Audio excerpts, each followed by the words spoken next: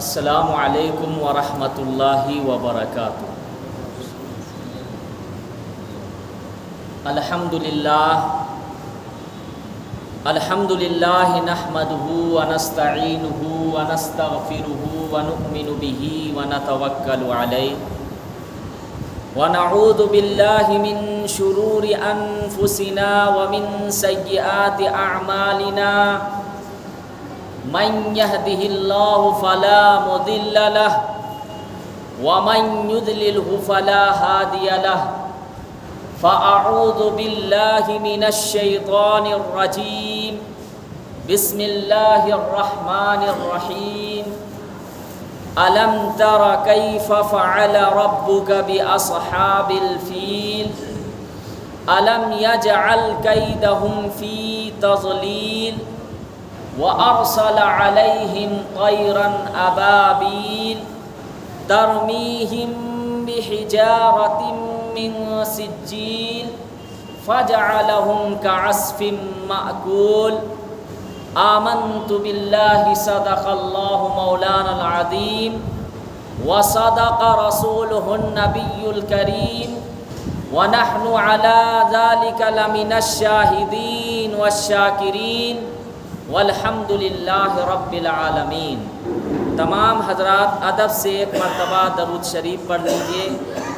اللہم صلی علی محمد وعلی آل محمد کما صلیت علی ابراہیم وعلی آل ابراہیم انک حمید مجید۔ اللہم بارک علی محمد وعلی آل محمد کما بارکت علی ابراہیم وعلی آل ابراہیم انک حمید مجید۔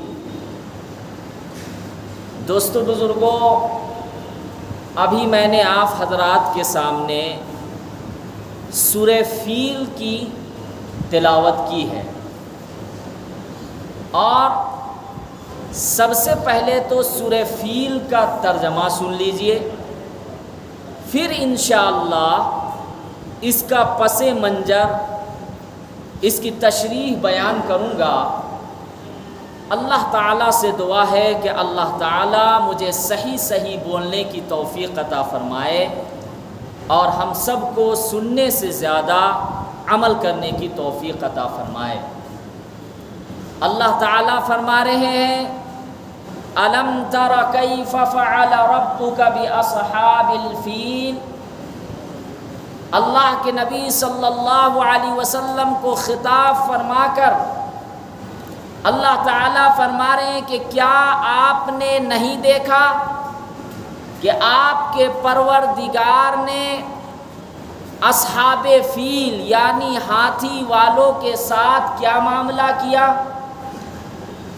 الم یجعل کیدہم فی تضلیل، اللہ تعالیٰ نے ان کی ساری تدبیریں کیا کر دی؟ ناکام کر دی۔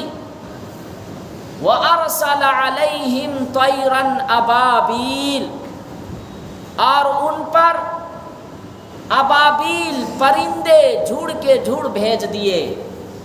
وَأَرْسَلَ عَلَيْهِمْ طَيْرًا أَبَابِيلَ ترمیہم بحجارۃ من سجیل، جو ان پر کیا کرتے تھے؟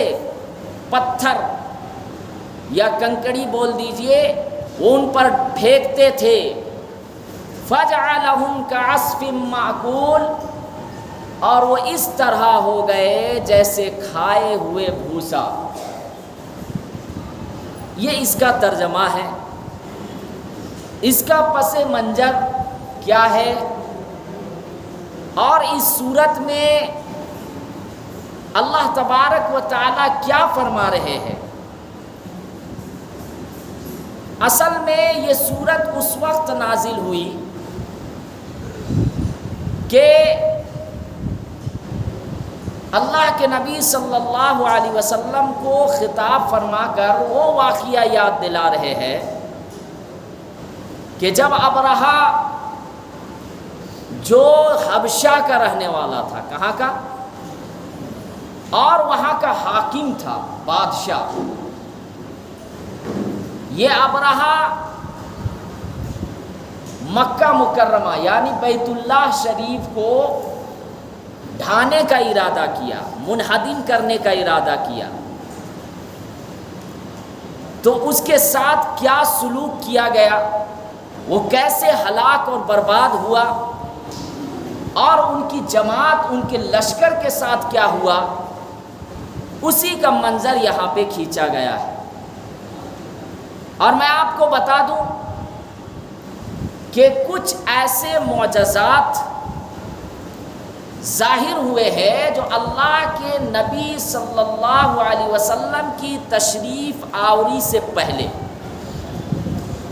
جیسے کہ حضرت محمد صلی اللہ علیہ وسلم کے آنے سے پہلے یہ واقعہ پیش آیا تھا کہ ابرہہ اور اس کی پوری جماعت بیت اللہ شریف کو منہدم کرنے کے لیے نکلے تھے، اس کو ڈھانے کے لیے، ختم کرنے کے لیے نکلے تھے، لیکن کامیاب نہیں ہوئے۔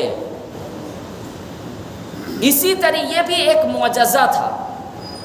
اب یہاں پر دیکھیے کہ اللہ کے نبی صلی اللہ علیہ وسلم کے آنے سے پہلے کسریٰ کے اندر ایک آتش قدح تھا جو بہت سالوں سے وہ آگ جلائی جا رہی تھی، لیکن حضرت محمد صلی اللہ علیہ وسلم کے آنے کی برکت ہے یہ ایک میسج بتا دیجئے کہ اب آپ صلی اللہ علیہ وسلم آنے والے ہیں۔ تو سینکڑوں سال سے اس جگہ آگ جل رہی تھی، لوگ اس کی پوجا کیا کرتے تھے، لیکن اچانک وہ آگ ٹھنڈی ہو گئی۔ آپ صلی اللہ علیہ وسلم آئے نہیں ہیں، یہ آنے کا ایک میسج دیا جا رہا ہے کہ اب آپ صلی اللہ علیہ وسلم تشریف لانے والے ہیں۔ اسی طریقے سے یہ جو واقعہ ہوا یہ بھی آپ صلی اللہ علیہ وسلم کے آنے سے پہلے، اس کو اصطلاح میں ارہاق کہتے ہیں۔ کیا کہتے ہیں؟ ارہاق۔ اصل معجزہ تو وہ ہے کہ آپ صلی اللہ علیہ وسلم جب آئے، ان کے سامنے جو واقعہ پیش آیا اور انہوں نے کر کے دکھایا، جو نبی اپنے ساتھ لے کر آتے ہیں، کرتے ہیں، دکھاتے ہیں، وہ ہوتا ہے معجزہ۔ جیسے چاند کا ٹکڑا کر کے دکھائے آپ صلی اللہ علیہ وسلم، 2 ٹکڑے کیے یا نہیں؟ اسی طریقے سے آپ صلی اللہ علیہ وسلم کے بے شمار معجزات، درخت کا اپنے آپ چلنا، آپ صلی اللہ علیہ وسلم جس جگہ خطبہ دیتے تھے اور جہاں پہ سہارا لگاتے تھے، جب اس کو ہٹا دیا گیا تو اس کا رونا، یہ ایک معجزہ۔ جیسے کہ اور انبیاء کرام کے معجزات جیسے حضرت عیسیٰ علیہ السلام نابینا کو ٹھیک کر دیتے تھے اللہ کے حکم سے، کوڑھی بیماریوں کو ٹھیک کر دیتے تھے۔ حضرت موسیٰ علیہ السلام کو عصا دیا گیا تھا، لاٹھی، اور وہ عصا سے بے شمار کام لیتے تھے۔ کون؟ حضرت موسیٰ علیہ السلام۔ لیکن یہ معجزہ جو ہے وہ صرف نبیوں کے ساتھ خاص ہوگا۔ انبیاء کرام اگر چلے گئے معجزات بھی ختم، وہ نبیوں کے ساتھ خاص۔ اور یہ جو نبی کے آنے سے پہلے اگر کچھ واقعات پیش آئے ہیں جو قرآن میں، ابھی میں نے سورہ فیل کا ترجمہ کیا اور اس میں جو واقعہ انشاءاللہ میں بیان کروں گا پوری تفصیل کے ساتھ، تو اس کو ارہاق کہتے ہیں۔ کیا کہتے ہیں؟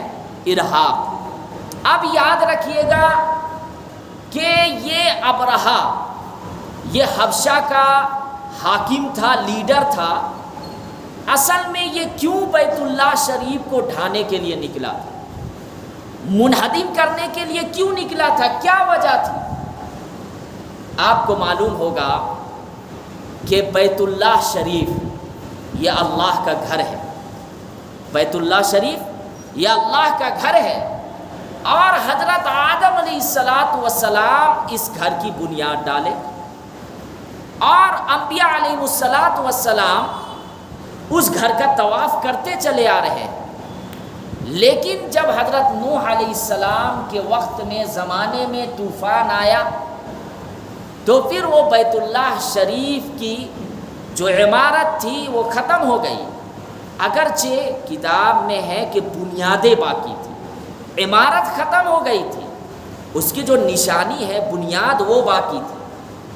پھر حضرت ابراہیم علیہ السلام کو اللہ تعالیٰ نے دوبارہ حکم دیا کہ تم میرے گھر کی بنیاد ڈالو، عمارت بناؤ، نئے سرے سے عمارت قائم کرو۔ میں آپ کو بتانا چاہتا ہوں کہ حضرت ابراہیم علیہ السلام کو اللہ تعالیٰ نے کیوں حکم دیا، اللہ نے اپنا گھر بنانے کو کیوں کہا؟ بھائی اللہ تعالیٰ کسی گھر کے محتاج نہیں ہے، اللہ تعالیٰ کسی رہائش گاہ کے محتاج نہیں ہے۔ قل هو اللہ احد میں ہم لوگ سورہ اخلاص میں کیا پڑھتے ہیں؟ قل هو اللہ احد، آپ کہہ دیجئے کہ اللہ ایک ہے، اللہ الصمد، اللہ بے نیاز ہے، لم یلد ولم یولد، نہ تو اللہ کی کوئی اولاد ہے نہ اللہ کسی کے باپ ہے، اللہ کے برابر کوئی نہیں ہے۔ جب اللہ کے کوئی اولاد نہیں ہے، اللہ کسی کے باپ نہیں ہے، ان کو گھر کی کوئی ضرورت نہیں ہے، لیکن اللہ تبارک و تعالیٰ نے یہ چاہا کہ اگر مجھ سے محبت کوئی کرے گا، اگر مجھے اپنا کوئی قریب بنانا چاہتا ہے تو میں ایسا گھر بنانے کو کہوں جو شخص وہاں لپٹ کر روئے گا، جو شخص وہاں جائے گا اور اخلاص کے ساتھ رو رو کر مجھے پکارے گا، یوں سمجھیے کہ اللہ تعالیٰ اس کے قریب ہے۔ ویسے تو اللہ ہر ایک انسان کو دیکھ رہا ہے، ہماری ہر نقل و حرکت کو دیکھ رہا ہے، لیکن کچھ ایسی جگہ ہے جہاں پہ اللہ بالکل قریب ہوتا ہے اور اللہ ان کی عبادت کو، اس جگہ کی عبادت کو پسند کرتا ہے، وہ ہے بیت اللہ شریف۔ وہ کیا ہے؟ بیت اللہ شریف ہے۔ اس لیے اللہ نے حکم دیا حضرت ابراہیم علیہ السلام کو کہ تم اپنے بیٹے حضرت اسماعیل علیہ السلام کو ساتھ لو اور میرے گھر کی کیا کرو؟ تعمیر کرو۔ اور اس کے بعد پھر حضرت ابراہیم علیہ السلام مختصر میں بیت اللہ کو تعمیر کیے، حکم دیے، اور اس کے بعد جہاں جہاں تک حضرت ابراہیم علیہ السلام کی آواز گئی اور جو لبیک کہے، لبیک اللہم لبیک، حاضر ہوں یا اللہ میں حاضر ہوں، لا شریک لک لبیک، یعنی اللہ کا کوئی شریک نہیں ہے، میں حاضر ہوں۔ لیکن میں آپ کو بتاؤں کہ بیت اللہ شریف میں زمانہ جاہلیت میں آپ صلی اللہ علیہ وسلم کی تشریف آوری سے پہلے وہاں پہ بت پرستی بھی ہوتی تھی، بتوں کی پوجا کیا جاتا تھا۔ لیکن اس وقت بھی جب بتوں کی پوجا کیا جا رہا تھا، بت پرستی تھی زمانے جاہلیت میں، وہ لوگ بھی بیت اللہ شریف کا احترام کرتے تھے، وہ لوگ بھی اللہ کا گھر کا احترام کرتے تھے، اگرچہ بت پرستی کرتے تھے، بتوں کی پوجا کرتے تھے، لیکن ان کے دل میں بیت اللہ شریف کا احترام تھا اور وہ لوگ بھی طواف کرتے تھے۔ تو یہ زمانے جاہلیت میں، لیکن آپ صلی اللہ علیہ وسلم آئے تو پھر بت پرستی کو ختم کیے۔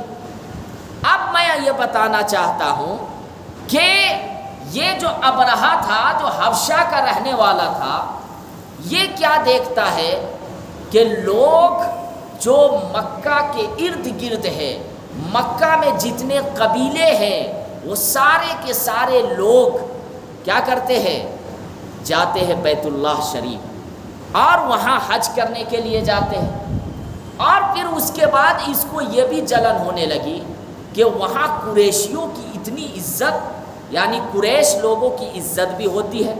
ظاہر سی بات ہے، جتنے بھی لوگ حج کرنے کے لیے وہاں جاتے تھے تو قریش کا ایک مقام تھا، ان کی عزت ہوتی تھی، کیونکہ بیت اللہ شریف انہی کے اندر، ان کی حفاظت میں بیت اللہ شریف تھا۔ اس لیے قریش لوگوں کی عزت، ان کی توقیر، تعظیم کیا جاتا تھا۔ اب یہ حبشہ کے رہنے والے جو ابرہہ، یہ کیا ہے کہ یہ دیکھنے لگا کہ ارے قریش کی عزت بھی ہو رہی ہے، سب لوگ جاتے ہیں وہاں بیت اللہ میں حج کرنے کے لیے، عمرہ کرنے کے لیے، اسی طریقے سے ان کو تجارتی فوائد بھی ہوتے ہیں۔ اب کیونکہ لوگ وہاں حج کرنے کے لیے جاتے تھے تو وہاں سامان بھی خریدتے تھے، تو سامان خریدنے کی وجہ سے ان کو فائدے بھی حاصل ہو رہے ہیں۔ اس لیے یہ کیا کیا ابرہہ کہ وہ حبشہ کا رہنے والا وہ ایک بڑی عالیشان شاندار کلیسا تعمیر کیا، یعنی ایک عبادت گاہ کہہ دیجئے، اور اس کے بعد پھر یہ ابرہہ اعلان کر دیا پورے حبشہ میں سب لوگوں کو کہ خبردار، اب کسی کو بھی مکہ جانے کی اجازت نہیں ہے، بیت اللہ جانے کی اجازت نہیں ہے۔ اب کیا کرے کہ اب جس کو بھی عبادت کرنی ہے، حج کرنا ہو، عمرہ کرنا ہو، یہاں آئے۔ اور وہ آپ دیکھیں کہ بیت اللہ شریف اس وقت تعمیر، وہ تو پتھر سے بنا ہوا ہے۔ کیا سے بنا ہوا ہے؟ پتھر سے بنا ہوا ہے، غلاف ڈالا ہوا ہے، لیکن یہ جو تعمیر کیا تھا ابرہہ کلیسا، وہ کیا کیا تھا؟ سنگ مرمر سے وہ بنیاد ڈالا تھا، اب بہت ہی عالیشان یہ کلیسا تعمیر کیا تھا۔ اور اس کے بعد کیا حکم دیا کہ اب کسی کو وہاں جانے کی اجازت نہیں۔ اب یہاں پر دیکھیں کہ جو حبشہ کے رہنے والے تھے وہ تو ان کے اندر اشتعال پیدا ہونے لگا، اور وہ حیران ہونے لگے کہ ہم حضرت آدم علیہ السلام سے سنتے آ رہے ہیں کہ وہاں پہ لوگ جاتے ہیں، طواف کرتے ہیں، حج کرتے ہیں، اور یہ اچانک یہ کہہ رہا ہے کہ نہیں، اب یہ یہاں بیت اللہ اللہ کا گھر ہے اور میں اس کو تعمیر کیا ہوں، یہاں پہ تم حج کرو، یہاں پہ عمرہ کرو۔ تو وہ کیا ہے کہ غصہ میں آ گئے کہ جو شروع سے ایک گھر ہے اللہ کا، جہاں پہ انبیاء کرام علیہ السلام وہاں کا طواف کرتے آ رہے ہیں، حج کرتے آ رہے ہیں، اور وہاں سے منع کر رہے ہیں۔ اب اس کے بعد غصہ میں آنے کے بعد قریش کے لوگ، روایتیں مختلف ہے، بعض روایت میں ہے کہ وہاں جا کر گندگی پھیلا دیے، یعنی جو ابرہہ جو کلیسا جو عبادت گاہ بنایا تھا وہاں پہ جا کر کیا کر دیا؟ گندگی پھیلا دیا، نجاست کر دیا۔ اس کے بعد بعض روایت میں ہے کہ اس کو آگ لگا دیا۔ اس لیے لگایا قریش کے لوگ غصہ میں آ کر کہ جب ایک ہی گھر ہے بیت اللہ شریف، اور شروع سے وہاں لوگ جاتے ہیں، حج اور عمرہ کرتے ہیں، اور وہاں سے منع کر رہے ہیں، ہم نہیں مانیں گے۔ تو چند لوگ کیا کیے کہ وہاں آ کر نجاست، گندگی پھیلا دیے۔ بعض روایت میں ہے کہ آگ لگا دیے، واللہ عالم، اللہ زیادہ بہتر جانتے ہیں دونوں میں کون سی بات ہے۔ اب اس کے بعد یہاں دیکھیے کہ ابرہہ غصہ میں آ گیا۔ کیا آ گیا؟ غصہ میں آ گیا کہ میری عبادت گاہ کو، کلیسا میں گندگی پھیلا دی۔ اب یہاں پہ ایک میں بات آپ لوگوں کو عرض کر دوں جو بہت اہم اور ضروری بات ہے۔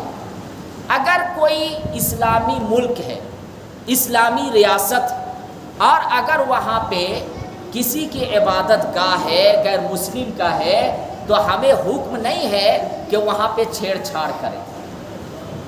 اگر کوئی اسلامی ریاست میں، اسلامی ملک میں اگر معاہدے کے ساتھ وہ رہ رہا ہے، اور وہاں اگر وہ خرافات نہیں مچا رہا ہے، خون خرابہ نہیں کر رہا ہے، اور اسلامی ملک میں رہ رہا ہے، تو ایسی جگہ غیر مسلم کی عبادت گاہ کو چھیڑ چھاڑ کرنا جائز نہیں۔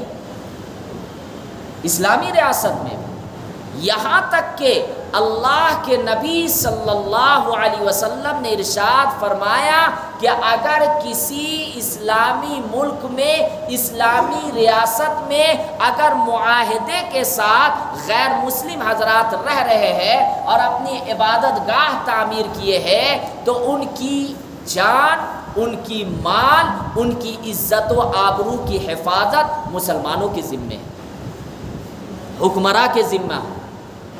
آپ بغیر قصور کے کسی بھی عبادت گاہ کو آپ نہیں چھیڑ چھاڑ کر سکتے، اور منع ہے، یہ جائز بھی نہیں ہے، بلکہ اللہ کے نبی صلی اللہ علیہ وسلم نے فرمایا کہ اگر کوئی ایسا کرتا ہے اسلامی ملک میں، اگر وہ معاہدے کے ساتھ رہ رہا ہے اور غلط حرکت نہیں کر رہا ہے، اور اگر کوئی عبادت گاہ کو چھیڑ چھاڑ کرتا ہے تو جنت کی خوشبو بھی انہیں میسر نہیں ہو، جنت کی خوشبو بھی انہیں میسر نہیں ہو۔ تو یہاں پہ قریش کے لوگ اس لیے یہ چیز کیے کہ بیت اللہ شریف تو ایک ہے، اللہ کا گھر ایک ہے، سب کو معلوم ہے، یہاں تک کہ حبشہ کے لوگوں کو بھی معلوم تھا، لیکن یہ ابرہہ اپنی طاقت آزما رہا تھا، اپنا پاور دکھا رہا تھا کہ نہیں، میں اس سے بہترین عبادت گاہ بنایا ہوں، اب وہاں بیت اللہ جانے کی، مکہ جانے کی اجازت نہیں ہے، اب تم لوگ یہیں پہ عبادت کرو گے۔ وہ اپنی چودراہٹ دکھانے کے لیے، اپنی طاقت دکھانے کے لیے یہ کیا تھا، اس لیے قریش کے چند لوگ گئے اور وہاں گندگی پھیلا دیے۔ اب اس کے بعد یہ ابرہہ کیا کرتا ہے، قسم کھاتا ہے کہ اب میں بیت اللہ کو اینٹ سے اینٹ ملا کر رکھوں گا، یعنی منہدم کر دوں گا، بیت اللہ کا نام و نشان ختم کر دوں گا۔ کون قسم کھاتا ہے؟ ابرہہ۔ اور اس کے بعد یہ کیا کرتا ہے کہ حبشہ میں خط بھیجتا ہے خطوط کے ذریعے سے کہ ہمیں ہاتھی چاہیے اور ہاتھی کے ساتھ ساز و سامان چاہیے، ہتھیار، اسلحہ وغیرہ چاہیے، تاکہ ہم وہاں حملہ کر سکیں، اگر ہم سے کوئی مقابلہ کے لیے آوے تو ہم ان کا مقابلہ کر سکیں۔ ابرہہ کیا کرتا ہے؟ خط کے ذریعے سے بھیجتا ہے۔ اور اس کے بعد پھر حبشہ والے اعلیٰ قسم کے ہاتھیوں کی جماعت بول دیجئے، ہاتھی بھیجتے ہیں، اور اس کے ساتھ ساز و سامان، ہتھیار وغیرہ حبشہ سے آتا ہے۔ اس وقت حبشہ بہت بڑا ملک سمجھا جاتا تھا اور پاورفل ملک سمجھا جاتا تھا، لوگ ڈرتے تھے کیونکہ حبشہ کے اندر ساز و سامان، ہتھیار وغیرہ بہت زیادہ تھا۔ بہرحال یہ حبشہ سے منگواتا ہے اور ہاتھی پر سوار ہوتا ہے۔ یہ بھی اپنا ایک ہاتھی کا نام رکھا ہوا تھا، محمود۔ کیا نام رکھا ہوا تھا ابرہہ؟ اپنا ہاتھی کا نام محمود۔ اب یہ ہاتھی پر سوار ہوتا ہے اور اس کے بعد بیت اللہ کو منہدم کرنے کے ارادے سے سفر شروع کرتا ہے۔ جب سفر شروع کرتا ہے تو راستے میں قریش کے کچھ قبیلے والے ملتے ہیں اور ان کو روکنے کی کوشش کرتے ہیں کہ آپ اللہ کے گھر کو چھیڑ چھاڑ مت کیجیے، آپ بیت اللہ کو جو آپ شہید منہدم کرنے کے لیے جا رہے ہیں، یہ ہمارا اور آپ کا گھر نہیں۔ لیکن یہ جو تھا ابرہہ اور اس کی پوری جماعت تھی، ان لوگ کے پاس سامان بہت زیادہ تھا، ہتھیار وغیرہ۔ تو وہ لوگ، چند لوگ جو روکے راستے میں، قریش کے لوگ، وہ ابرہہ سے مقابلہ نہیں کر پائے اور ان کو روندتے ہوئے اور ان کو شکست دیتے ہوئے وہ آگے بڑھ گیا، آگے بڑھا۔ اس کے بعد پھر جب بیت اللہ شریف کے پہنچنے کے قریب تھا، جب بیت اللہ شریف پہنچنے کے قریب تھا تو پھر یہ کیا کرتا ہے کہ 200 اونٹ وہ چر رہے تھے۔ 200 اونٹ جو ہے وہ دیکھتا ہے ابرہہ کہ یہ چر رہے ہیں، تو اچانک وہ 200 اونٹ کو اپنے قبضے میں کر لیتا ہے۔ کون؟ ابرہہ۔ اور یہ 200 اونٹ جو تھے وہ آپ صلی اللہ علیہ وسلم کے دادا حضرت عبد المطلب کے تھے۔ حضرت عبد المطلب جو آپ صلی اللہ علیہ وسلم کے دادا ہیں، ان کے 200 اونٹ تھے۔ اب اس کے بعد خبر یہ پہنچائی گئی کہ ابرہہ اپنی پوری جماعت کے ساتھ، پورے لشکر کے ساتھ بیت اللہ کو ڈھانے کے لیے، منہدم کرنے کے لیے آ رہا ہے۔